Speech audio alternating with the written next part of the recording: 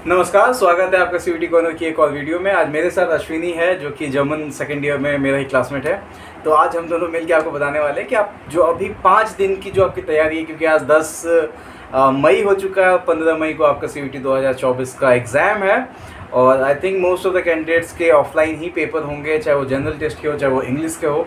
Most of the candidates ने बहुत अच्छी प्रिपरेशन की है, क्योंकि आप 5-6 महीने से लगातार पढ़ रहे हैं। तो आज मैं आपको बताने वाला हूँ कि लास्ट के अभी 5-6 दिन आप अपने ऊपर और अपनी पढ़ाई के ऊपर कैसे ध्यान दे सकते हैं। और अश्विनी आपको बताएंगे कि आप ओवरऑल ध्यान कैसे दे सकते हैं। मैं पढ़ाई बेसिस पे बता देता हूँ और अश्विनी आपको ओवरऑल पूरा बताएंगे, ठीक है। तो सबसे पहले अगर बात करें मैथ्स का, तो देखो आप में से बहुत सारे ऐसे स्टूडेंट्स होंगे जो कि 24-25 चैप्टर जो भी है चैप्टर्स बेसिक मैथमेटिक्स के, आपने उसको पढ़ लिया होगा। बहुत सारे स्टूडेंट होंगे जिनका मैथ्स वीक होगा और जो पूरी तैयारी अच्छे से नहीं कर पाए होंगे, ठीक है।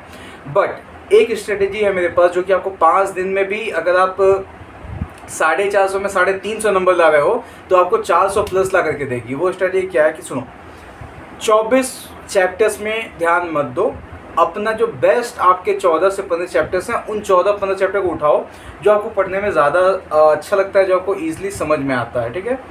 उन 15 चैप्टर पे सबसे ज़्यादा फोकस करो। अब 5 दिन है, 15 चैप्टर से कैसे करोगे, तो उसका भी एक स्ट्रेटेजी है।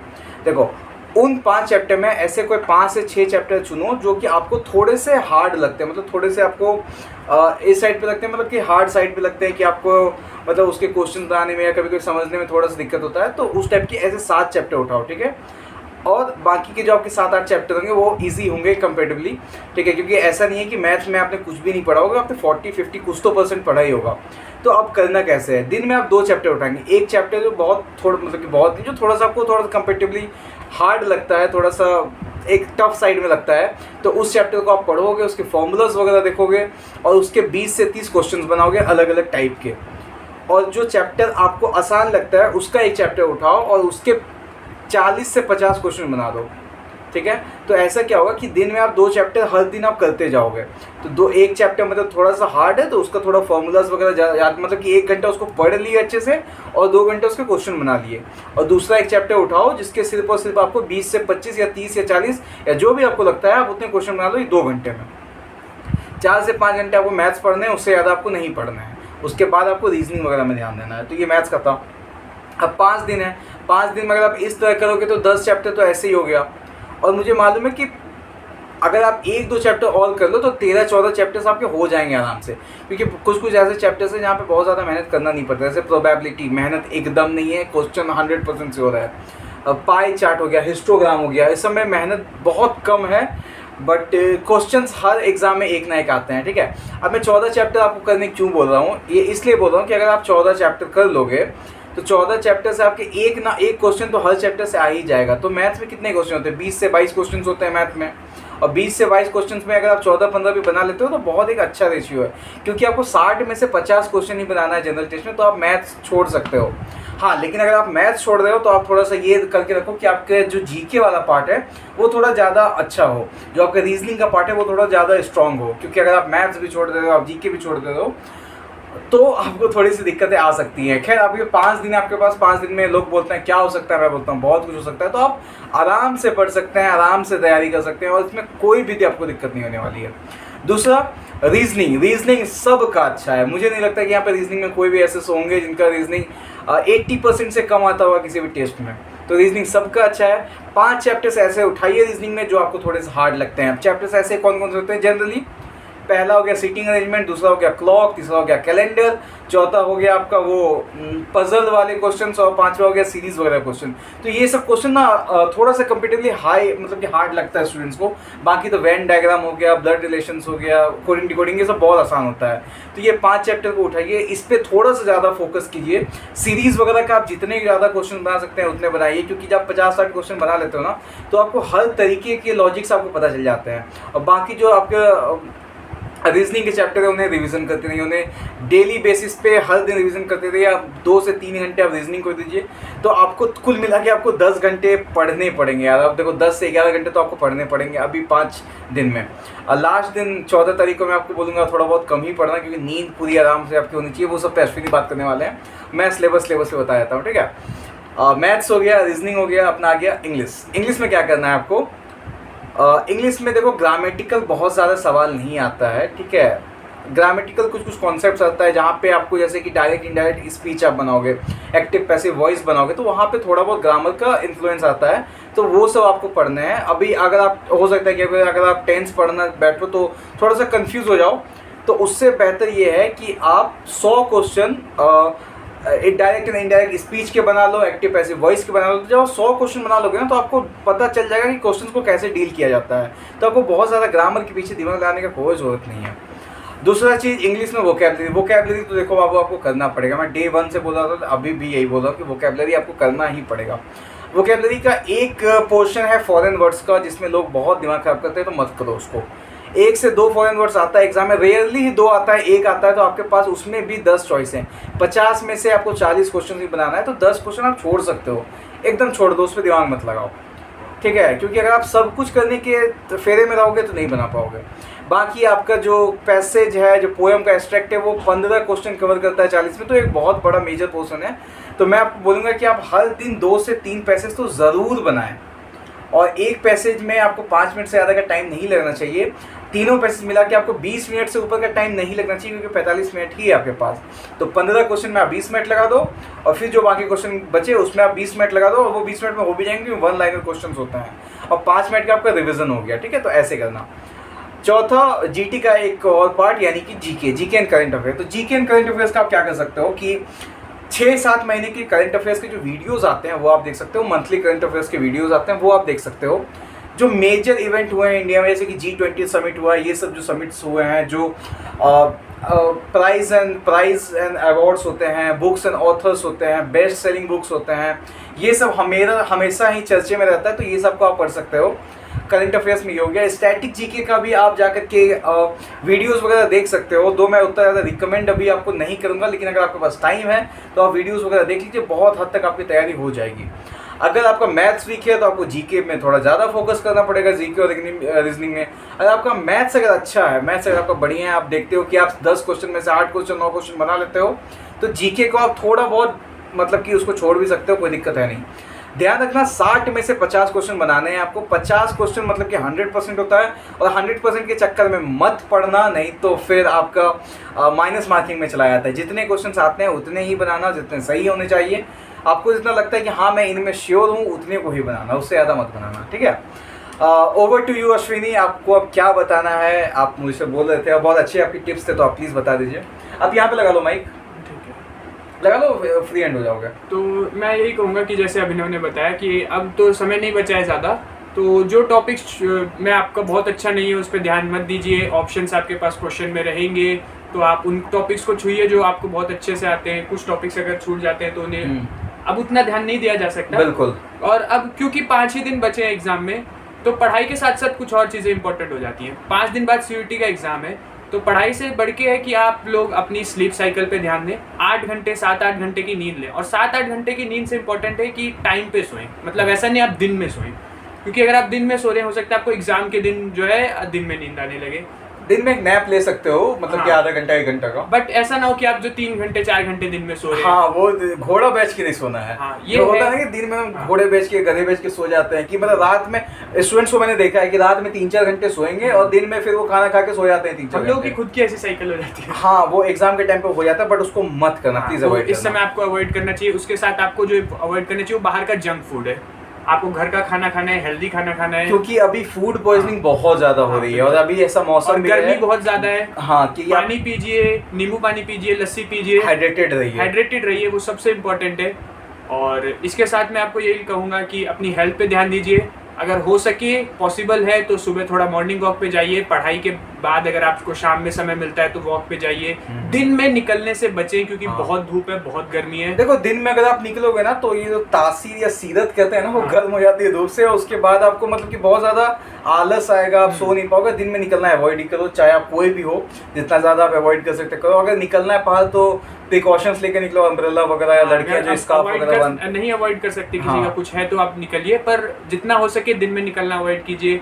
थोड़ा मॉर्निंग वॉक पे जाइए, इवनिंग वॉक पे हाँ। जाइए, क्योंकि वो पढ़ाई से एक रिफ्रेशमेंट जरूरी है। रिफ्रेशमेंट कीजिए। अब रिफ्रेशमेंट के चक्कर में हाँ। अश्विनी क्या करते हैं, बहुत लोग गेम्स खेलने लगते हैं। हाँ, और अगर आप स्क्रीन टाइम आपका बढ़ जाएगा तो वो दिक्कत हो जाएगी कि आप, हाँ, वो एक तो आप पढ़ रहे हैं उसमें वही वो हो रहा है, पढ़ भी रहे हो, उसी हाँ। से ब्रेक ले रहे हो तो इंटरटेन भी हो रहे हो, उसी से खाने के समय भी उसी को देख रहे हो, तो क्या होता है ना कि ब्लू रेस तो हर समय आ जाएंगी आंखों पे, तो वो आपको ना बहुत ज़्यादा मतलब कि थोड़ा फोकस आपका लो होता है। तो जितना देर आप पढ़ाई कर रहे हो उतना देर ही देखो, बाकी मत देखो, आंखों को आराम दो।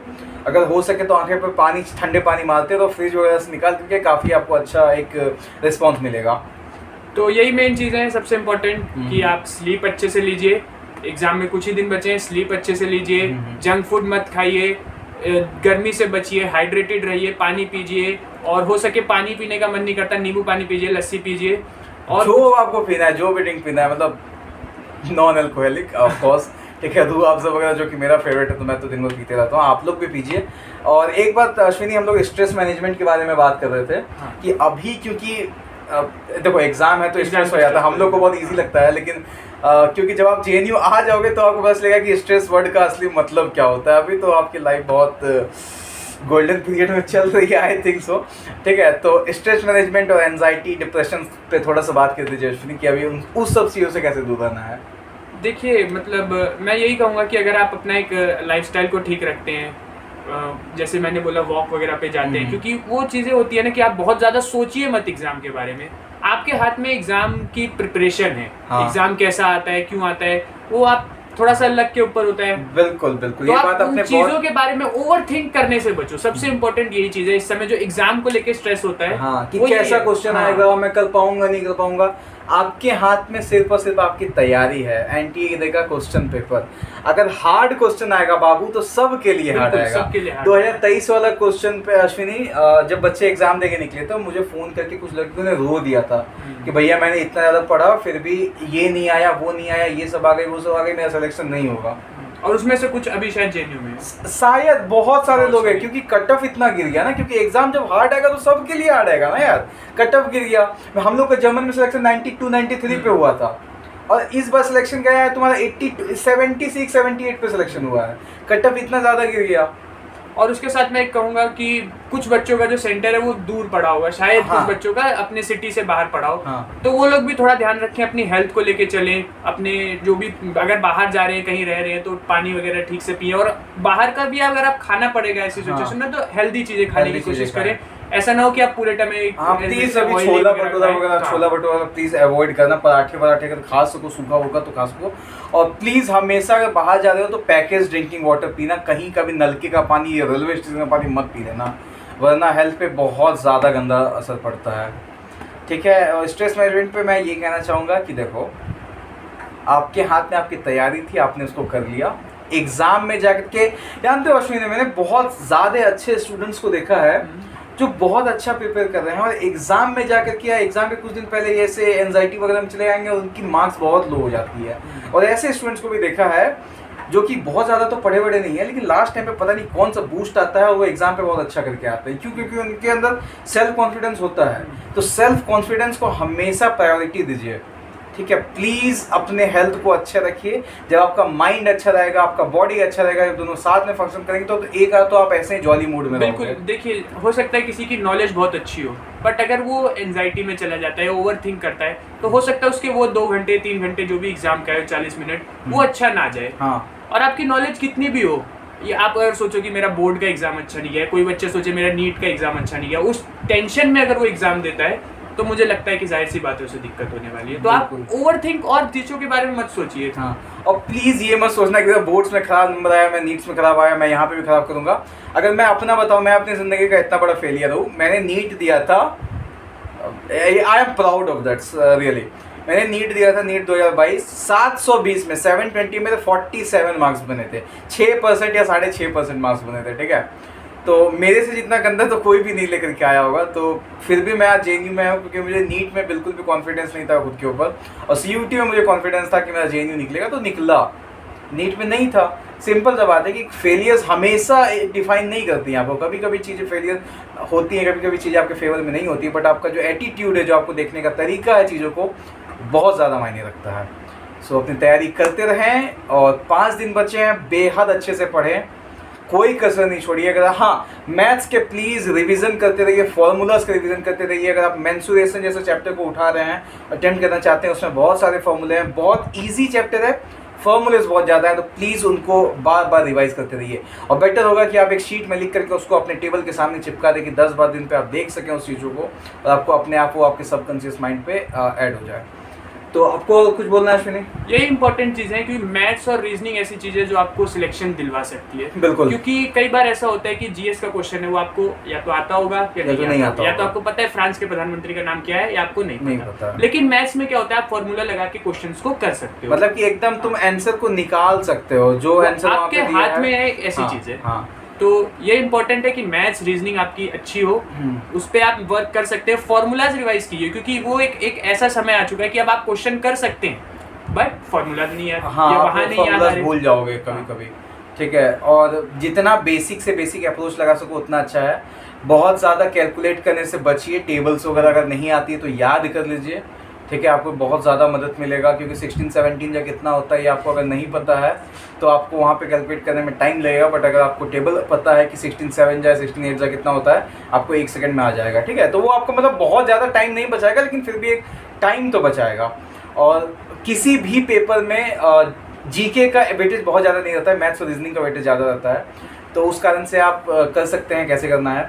और एक स्ट्रेटेजी मैं बता दूं एग्ज़ाम को अटेम्प्ट करने से पहले, वो मैं आपको एक दिन और पहले भी वीडियो बना के बता दूंगा, बट अभी बता देता हूं कि जैसे ही आपको पेपर मिले, मतलब कि पेपर मिले आपको, क्योंकि इस बार सॉफ्ट कॉपी मिलेगा आपको, हाथ में मिलेगा पेपर, हार्ड कॉपी आपको मिलेगा, पेपर बैक मिलेगा। तो पेपर जब आपको मिले, एक बार पेपर को गो थ्रू करो, 2 से 3 मिनट ले लो, गो थ्रू करो, और उसी समय में जीके को सॉल्व करने की कोशिश करो, उसी समय जीके को सॉल्व करने की कोशिश करो। क्योंकि जीके या तो आपको आता होगा या तो नहीं आता होगा, अगर आता होगा तो मारते जाइए, नहीं आता होगा तो छोड़ते जाइए।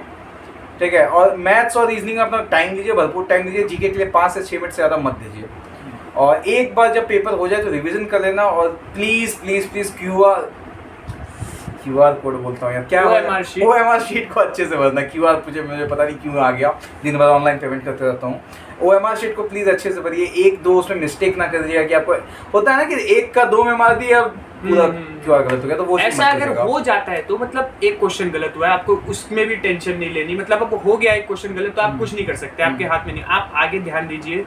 हो सकता है क्वेश्चन गलत हो गया, कुछ लक नहीं अच्छा है। और एक बात और चीज बता दूं कि मान लो क्या कि अगर आपको एक क्वेश्चन है, मान लो कि 7 नंबर क्वेश्चन है, उसका आंसर सी है, आपको पता है इसलिए, लेकिन आपने गलती से बी मार दिया, तो अब क्या होगा कि वो क्वेश्चन आपका नेगेटिव मार्किंग में चला जाएगा। तो वहाँ पे क्या कर देना, वहाँ पे आपने बी तो मार दिया, सी भी मार देना। जहाँ कोई भी क्वेश्चन के 2 ऑप्शन रंगे हुए होते हैं, उस क्वेश्चन को कंसीडर ही नहीं किया जाता है, तो आपके जो 1 मार्क्स कटने वाले थे वो मार्क्स भी नहीं कटेंगे। ठीक है, तो ये चीज़ कर देना। ये मैंने नई चीज़ अभी सीखी है, सही है कि नहीं मुझे नहीं पता, मैं खुद एक्सपेरिमेंट करूंगा अगर कभी OMR पे एग्जाम दिया तो। नहीं, अगर आप वहाँ देखेंगे तो मेरे ख्याल से लिखा होगा। हाँ, जो क्या होगा देखो, अगर माइनस तो होना ही है, और अगर दोनों दे दिएगा कंसीडर नहीं किया तो माइनस नहीं होगा। आप इंस्ट्रक्शंस अच्छे से जरूर पढ़िएगा, मैं ये कहूँगा। हाँ, बस best of luck. Best of luck, तैयारी करिए, पढ़ते रहिए, हेल्दी रहिए, सबसे इम्पोर्टेंट, खाते पीते रहिए, मस्त रहिए। ठीक है, एक ही एग्जाम है और ये एग्जाम आपको फ्यूचर डिसाइड करेगा। ठीक है, ये एग्जाम आपका फ्यूचर वो सिंगल सीट ऑफ पेपर आपको फ्यूचर डिसाइड करेगा, तो उस पर फोकस कीजिए, ध्यान दीजिए, अच्छे से बनाइए। आइए, हम लोग JNU में आपका वेट कर रहे हैं। अब आइए, एडमिशन असिस्टेंस में भी मैं और अश्विनी रहेंगे वहाँ पे। आप जैसे JNU घुसोगे वहाँ पे हैं हम लोग। ठीक है, तो आपको कोई टेंशन नहीं लेना है, अभी पूरा फुल फोकस होकर एग्जाम देना है और दिमाग पे ये लगाना है कि JNU आपका वेट कर रहा है। चलिए, नमस्कार, बाय बाय, गुड नाइट।